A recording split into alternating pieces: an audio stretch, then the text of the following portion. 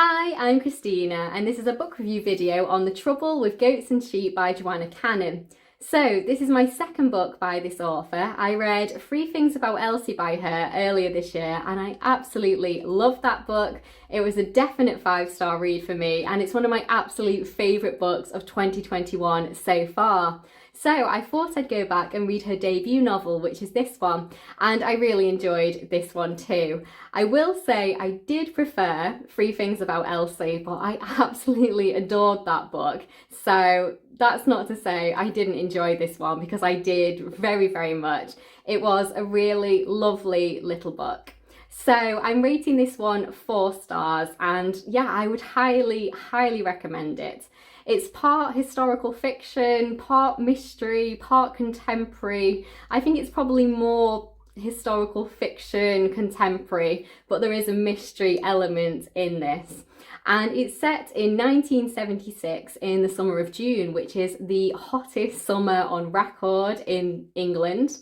And then we also go back in time to 1967 and we follow two best friends, two 11-year-old girls called Grace and Tilly.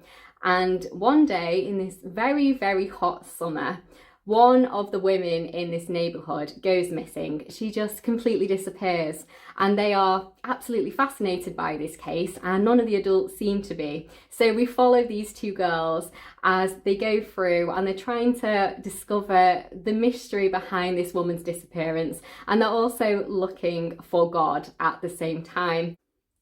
So this is a very gentle story, a very heartwarming story. I'd say it's a charming kind of book. It is very British, I would say. And it's so lovely to see the friendship between these two little girls. Their voices are so distinct. You definitely can tell the difference between these two girls. Grace is most definitely the boss out of the two of them, but my favourite character has to be Tilly. She's such a sweet, lovely, gentle kind of person. And their friendship is just so pure and it's just so lovely to see the world through their eyes and their perspective and watch as their friendship kind of, ebbs and flows, and there's always issues in childhood friendships and obviously there's some great times too, and it's really nice to see that. I really enjoyed both of them as main characters, and actually it's so lovely to have a whole story seen through a child's perspective. It gives it a whole new sense of wonder and I really enjoyed that aspect of it. And just seeing the small village aspect of it too, with all the different adults. They have a handy little map in the front of the book so you remember who everyone is. And it just tells you everyone who lives in that neighbourhood, and we go through all the different people. And yeah, if you enjoy kind of small village vibes and the gossip and all the different relationships between the different neighbours and everybody's ideas of each other and all of these things that people think of one another when you live close together. And obviously we go back, there's 2 timelines, we go back into the past and there's lots of things to uncover, and there's lots of big events that happen too, but in a gentle kind of way. And yeah, I just really enjoyed my time with this one. It's a lovely little book. If you're looking for a cozy little bit of mystery, kind of historical fiction, I would say it again. It's a very gentle, charming story and I really liked it. I have to say this book is beautifully written and it's packed full of sweet, tender moments, and it's definitely a coming of age story too, as you see these two girls blossom and you watch their relationship develop and you see them grow over the course of just one summer, and I really enjoyed that aspect of it.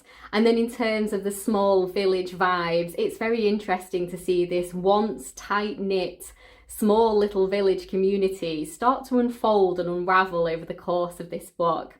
And I have to say, it all comes together in some very interesting, unexpected ways in the end. It is a very satisfying ending, I thought.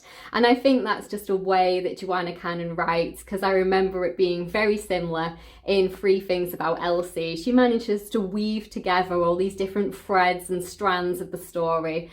And yeah, I really liked it. I would highly recommend it. This was published back in 2016 and I think I've read now both of the books that she's published at the moment. So I'm very much looking forward to seeing whatever she writes next. I will definitely be picking it up. So yeah, I really enjoyed this. Definite 4-star read. I'd highly recommend you read it.